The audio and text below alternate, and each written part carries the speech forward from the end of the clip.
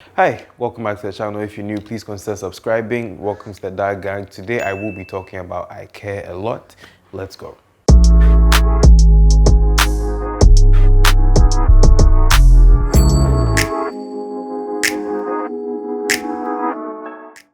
Alright, so I Care a Lot is actually this movie that talks about this woman who is a court-appointed legal guardian to elderly people especially, and has been able to build a business of it because she defrauds people that she finds a way to put into care homes, sells their properties off, and does so many other things to generate revenue for herself. And in doing so, it was bound to happen that she was going to come across that one client that was going to ruin everything for her, and that is what a lot of the movie is based on. Now, when I started watching this movie, the first vibe I really got off of it was this was like a female version of Wolf of Wall Street, just in a different context and with a different revenue chain. So you have Rosamund Pike's character, who is this cutthroat, stubborn, seemingly strong person who just goes about defrauding these elderly people for her own personal gain. She does it with her business associate and romantic partner, who also is a woman, so they had the whole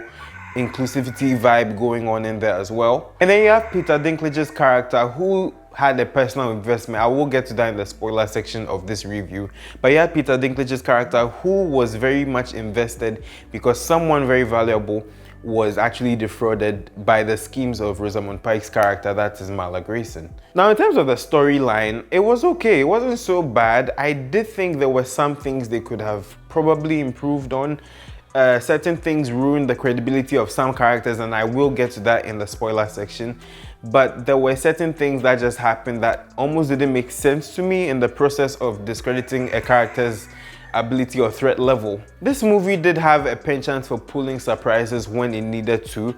I don't think necessarily it had the courage to pull the trigger with certain characters, but you know, it all made for a good story. And yeah, now I'm about to enter spoiler territory, so if you don't want to click off or you really don't care, cool, we are going to talk about the deep stuff in the movie. Now, in watching this movie, I felt there were points in time where Marla Grayson's character was a little irrationally stubborn. I mean, you come to this point where she is approached by the lawyer of Brunyev, I believe, and she is being told that, hey, this is the deal, you have someone important to this person, your life is going to be in danger, this is your final offer. And she has the nerve to counter. Now, you could say, yes, it didn't look like a very threatening circumstance at the time, but it almost didn't make sense when she was bound and gagged and practically almost suffocated, and she's asking for double the price she asked in the initial negotiations. It's a sentiment that Peter Dinklage's character even echoes, like stupid but brave, but this almost didn't make sense because no normal person would actually ask for that when their life is very well in danger, and it almost did happen. Now we see the part where this tube is put into her nose and she is sedated, and it's made to look like she's had a car accident, but she wakes up right before the car goes underwater and somehow she finds a way to get out. I think in a lot of ways that particular move or that particular scene discredited Peter Dinklage's threat level as a character. Because if you are taking the steps to sedate someone in this manner, and the person has woken up, the person is able to get out and is almost on a revenge spree, one of the things which also didn't make sense to me, because she should rather be running away, seeing as she was almost killed, she and her partner were almost killed.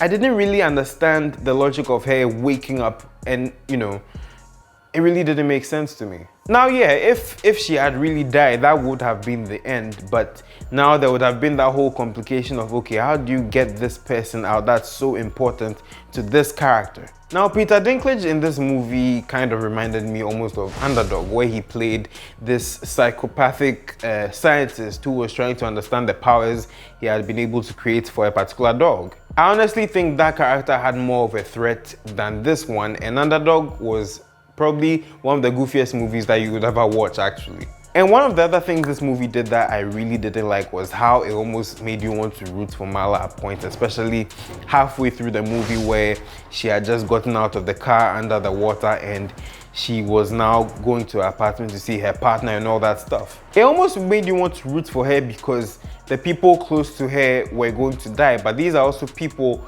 that have aided her in hurting so many families and taking so much property, hard-earned property, mind you, from these people. Admittedly, they did make Rosamund Pike look like a legitimate baddie in that whole scene that was playing out, where she goes, she kidnaps Peter Dinklage, strips him naked, ambulance is called, and then leading up to the point where she appoints herself as his legal guardian through the legal processes of the court. And to be honest, the end caught me off guard, but I was really starting to get mad because for such a good movie, it looked like it was going to get such a crap ending. And thank God that didn't happen. Now, ultimately, when she is shot, everything is resolved. But mind you, she has already done so much damage.